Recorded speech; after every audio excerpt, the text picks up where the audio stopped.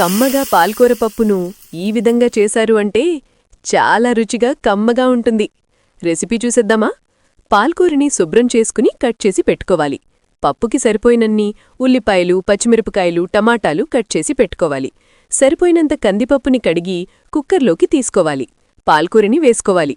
ఉల్లిపాయలు, పచ్చిమిరపకాయలు, టమాటాలు, తగినంత అల్లం ముక్కలని వేసుకోవాలి. ఒక స్పూన్ని అడ్డంగా పెట్టుకోవాలి. పప్పు పైకి పొంగకుండా ఉండడానికి.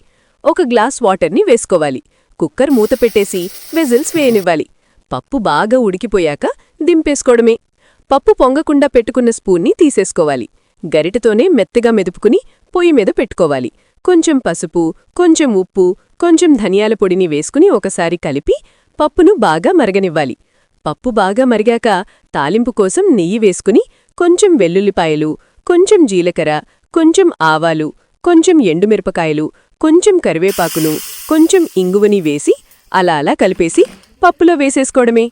వేడివేడి పాల్కూర పప్పు అయితే రెడీ అయిపోయింది. వీడియో నచ్చితే లైక్ చేసి సబ్స్క్రైబ్ చేసుకోవచ్చు కదా.